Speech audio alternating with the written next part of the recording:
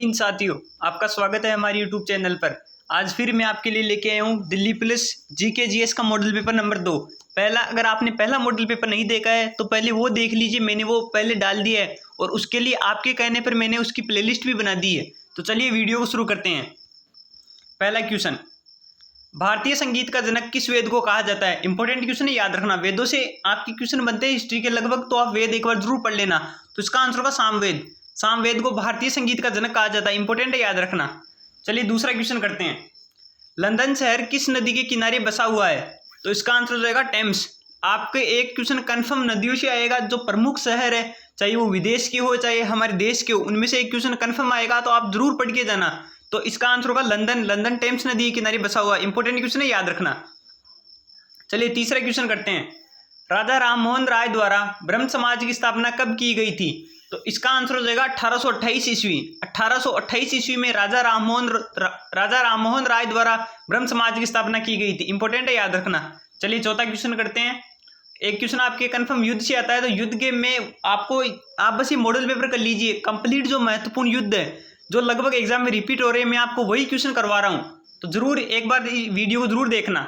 चौथा क्वेश्चन है, चौसा का युद्ध कब हुआ था? तो इसका आंसर हो जाएगा 1539 ईस्वी।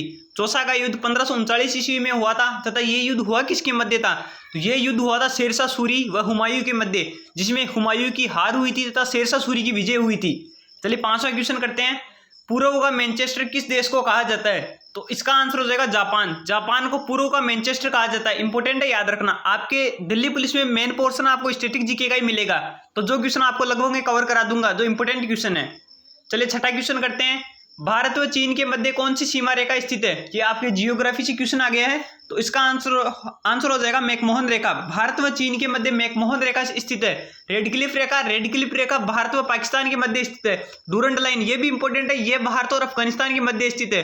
ये तीनों इंपॉर्टेंट है, ये तीनों याद कर लीजिए। बस आपको सीमाओं में लगभग अगर कोई क्वेश्चन आएगा तो यही आएगा, याद रखना। चलिए सातवां क्वेश्चन करते हैं। जैन धर्म के 23वें तीर्थकर का क्या नाम था? इसका आंसर हो जाएगा पार्श्वनाथ। जैन धर्म के 23वें तीर्थकर का नाम पार्श्वनाथ था। जैन धर्म के जो एक तो पहला तीर्थकर है, 23वें 24वें तीर्थकर है, ये जरूर याद करके जाना। पहला तीर्थकर ऋषभदेव या आदिनाथ है, 24वां महावीर स्वामी तथा 23वां पार्श्वनाथ है, ये इंपॉर्टेंट है, याद कर जरूर जाना। आठवां क्वेश्चन करते हैं। सौरमंडल के किस ग्रह को लाल ग्रह कहा जाता है? तो इसका आंसर हो जाएगा मंगल ग्रह। मंगल ग्रह को सौरमंडल का लाल ग्रह कहा जाता है, इंपॉर्टेंट है, याद रखना। चलिए नौवां क्वेश्चन करते हैं। दक्षिण कोरिया की राजधानी का क्या नाम है? तो इसका आंसर हो जाएगा सियोल। दक्षिण कोरिया की राजधानी का नाम सियोल है, इंपॉर्टेंट है। आपकी कोई भी कंट्री होगी, उसकी कैपिटल जरूर पूछता है या करेंसी पूछ लेता है, तो दक्षिण कोरिया इंपॉर्टेंट है, याद रखना। दक्षिण कोरिया की राजधानी सियोल है। चलिए 10वां क्वेश्चन करते हैं। गेहूं के उत्पादन में भारत का कौन सा स्थान है? इंपॉर्टेंट क्वेश्चन, तो इसका आंसर हो जाएगा दूसरा। गेहूं हो या चावल, दोनों में भारत का स्थान दूसरा है। पहला स्थान पूछ ले तो पहला स्थान चीन का है, इंपॉर्टेंट क्वेश्चन है, एग्जाम में रिपीट होता रहता है।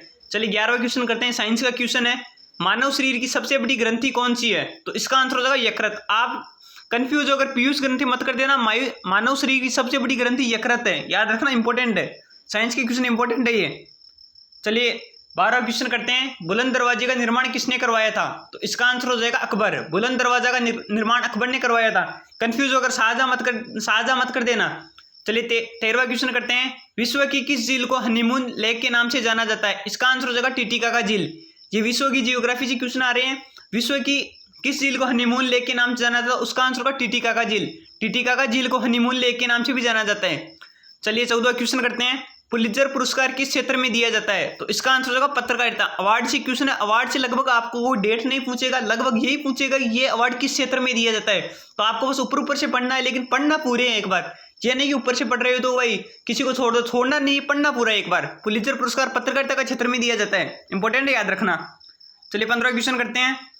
कॉमनवेल्थ गेम्स 2022 में मीराबाई चानू द्वारा कौन सा पदक जीता गया? ये करंट का बहुत इंपॉर्टेंट क्वेश्चन आपको मैं बोल रहा हूँ। करंट 2000 जो टोक्यो ओलंपिक 2020 जिसका तो हुआ तो 2022 में था, लेकिन नाम उसका 2020 है। ये तो उसमें जिन लोगों ने भी पदक जीते उनके नाम तथा वर्तमान में अभी जो कॉमनवेल्थ गेम्स हो रहे हैं इनके करंट जरूर याद करके जाना। पूरा करंट पढ़ने की जरूरत ही नहीं है, आपको क्वेश्चन कंफर्म इन्हीं से मिलेगा। तो इसका आंसर हो जाएगा स्वर्ण पदक। मीराबाई चानू ने हाल ही में कॉमनवेल्थ गेम्स 2022 में स्वर्ण पदक जीता, इंपॉर्टेंट है, याद रखना। और पहले इन्होंने टोक्यो ओलंपिक 2020 में रजत पदक जीता था, इंपॉर्टेंट, वो भी याद रखना। चलिए 16वां क्वेश्चन करते हैं। रक्त स्कंदन में कौन सी विटामिन आवश्यक होती है? तो इसका आंसर हो जाएगा विटामिन के। ये थोड़ा यहाँ लिख दिया गया है, विटामिन के याद रखना। रक्त स्कंदन में विटामिन जो आवश्यक होती है वो विटामिन के है। चलिए 17वां क्वेश्चन करते हैं। किस संविधान संशोधन के द्वारा वस्तु एवं सेवा कर लागू किया गया है? तो इसका आंसर हो जाएगा 101वां संविधान संशोधन। 101वें संविधान संशोधन के तहत जीएसटी लागू की गई है। आपको पूरे संविधान संशोधन नहीं करने, ये जो प्रमुख है वो याद करके चले जाना। चलिए 18वां क्वेश्चन करते हैं। कपास के लिए कौन सी मिट्टी उपयुक्त रहती है? तो इसका आंसर हो जाएगा काली मृदा। कपास के लिए काली मृदा उपयुक्त रहती है, इंपॉर्टेंट है, याद रखना। चलिए 19वां क्वेश्चन करते हैं। आगा खा कप का संबंध किस खेल से है? तो इसका आंसर हो जाएगा हॉकी। आगा खा कप का संबंध हॉकी से है, इंपॉर्टेंट है, याद रखना। जो खेलों से संबंधित जितने भी कप है तथा खेलों में खिलाड़ियों की संख्या या फिर किसी भी कंट्री का ये पूछा जा सकता है इसका राष्ट्रीय खेल कौन सा है, ये इंपॉर्टेंट है। स्पोर्ट्स में एक या दो क्वेश्चन आपके कंफर्म आते हैं, तो एक बार पढ़ जाना पूरा स्पोर्ट्स। चलिए 20वां क्वेश्चन करते हैं। किसान दिवस कब मनाया जाता है? ये इंपॉर्टेंट डेट से आ गया, तो इसका आंसर होगा 23 दिसंबर। किसान दिवस 23 दिसंबर को मनाया जाता है। तो ये आपके 20 क्वेश्चन कंप्लीट होते हैं। जय हिंद साथियों।